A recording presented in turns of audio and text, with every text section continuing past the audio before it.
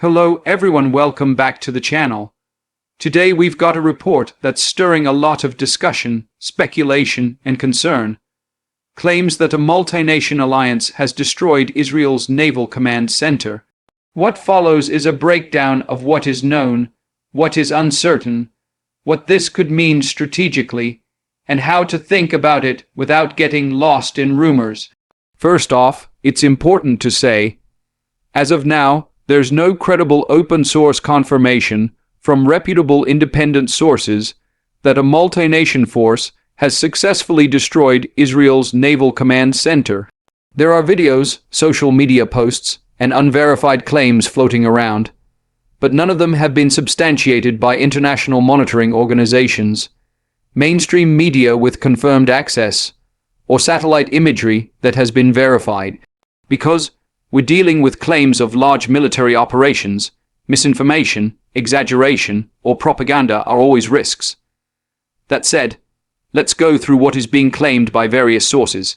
Some YouTube videos and social posts assert that a regional alliance, Middle Eastern countries, possibly including Iran-aligned groups, carried out a coordinated strike. The alleged target is the Israeli Naval Command Center, described in these accounts as a strategic installation essential for command, control, and communications for Israeli naval operations. The narrative is that this strike dealt a crippling blow to Israel's naval capabilities. These claims often show imagery or video purporting to be of heavy damage, explosions, smoke, perhaps even structural collapse. But in most cases, those visuals are either unverified, low resolution, or from places that may not precisely match the claimed location. What are the likely sources of such claims? They usually come from media outlets or voices sympathetic to those opposing Israel, or from parties hoping to shape public opinion. They are often picked up by social media amplifiers.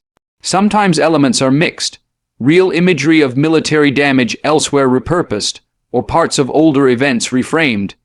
Here's what we do know about Israel's naval command structure and its vulnerabilities based on past events and public records.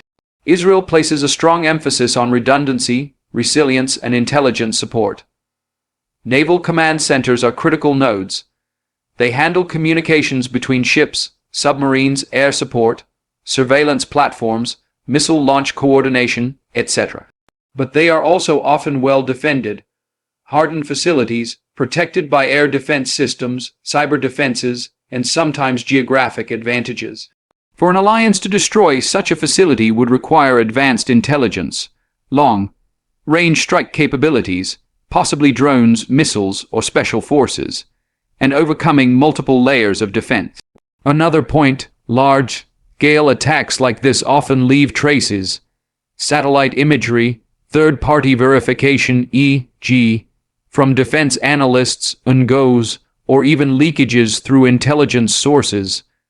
As I said, none of that appears solidly present in this case. No satellite images have been convincingly tied to the claim. No independent confirmation that Israel's naval command infrastructure is down. Also, Israel has a strong interest in downplaying such damage if it occurred. And likewise, parties making claims may want maximum impact from partial operations. Now, what would be the implications if the claim is true? First, the immediate effect would be disruption in naval operations, communications, coordination, sea control missions, patrols, possibly even intelligence gathering. It could allow adversaries greater freedom in maritime zones. Second, it would shift power perceptions in the region, showing that Israel can be struck at critical military nodes by coalitions that could embolden other actors. Third, it could escalate the conflict, prompting retaliation, intensification of conflict along sea, air, and land. On the other hand, if the claim is false, exaggerated, or partially true, it still has impact. The mere possibility or rumor can affect morale, influence public opinion, affect diplomatic relationships.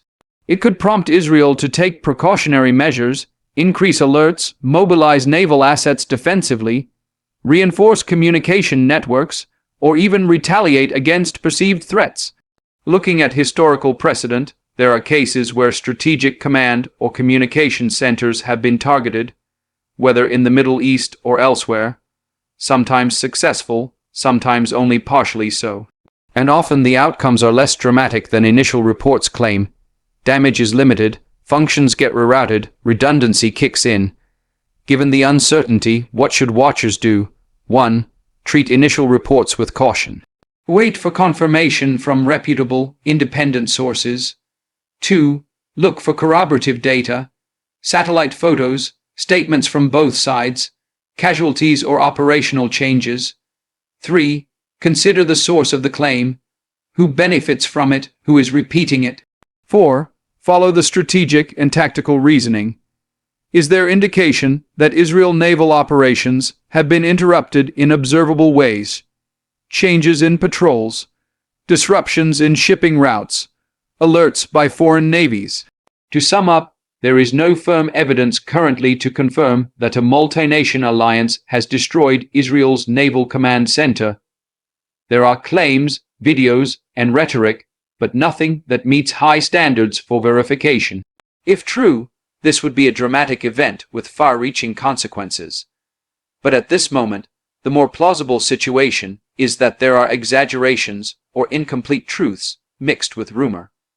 We will keep monitoring this closely. If you find credible sources, satellite imagery analysts, recognized defense think tanks, or statements from involved governments that confirm either the destruction or the survival of the facility, share them. It helps all of us better understand what is actually happening. Thank you for watching.